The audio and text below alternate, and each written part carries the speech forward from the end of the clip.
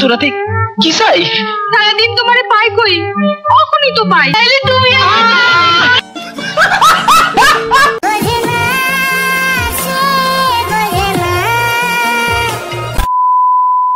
হে বাঙালি, ভালো তো? তোমরা কি জানো কাটা দিয়ে কিভাবে কাটা তুলতে হয়?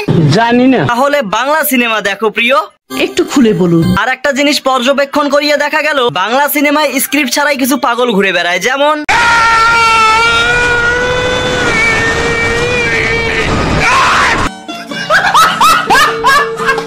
এই ডোলটু হওয়ার টাকলারা থাকার জন্যই তো বাংলা সিনেমার পেছন মাইরা একেবারে মায়েরে বাপ। কি বললা? পেছন মাইরা একেবারে মায়েরে বাপ। কেসটা তুমি ধরেই ফেলেছো। না মানে আপনারাই দেখেন, এটার আমি কি বলবো, পাগল ছাগল মাতাল না অভিনয়।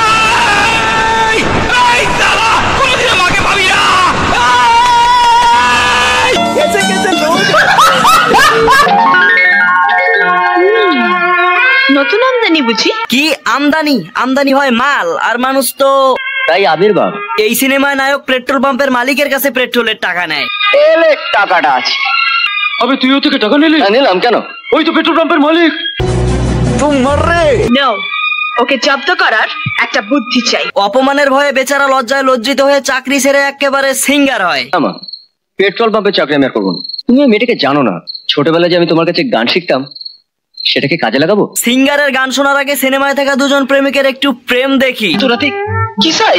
সারাদিন তোমারে পাই কই, কখনই তো পাই। তাইলে তুমি এইবার পাম্পের মালিক মানে সিনেমার নায়িকা গান শুনতে গিয়ে দেখে নতুন সিঙ্গার অ্যাপয়েন্টেড। আসার কথায় সিনেমা তো। এরপর মাঝখানে ঝামেলা, অপমানিত এবং অভিমানিত হয়। ম্যাডাম, টাকা দিয়ে বাজার থেকে সোনা কেনা যায়, কিন্তু সুর কেনা যায় না। শেষে আবার সেই বড় লোকের মেয়েটাই গরিব ছেলের সাথে মানে বোঝই তো।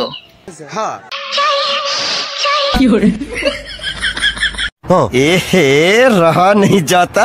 যদিও এটা বাস্তব না, কিন্তু আমরা দেখি নাই কিভাবে খাইছে। তবে খাওয়া দাওয়ার কারণে মেয়েটার অনেক ঝাল লাগছে।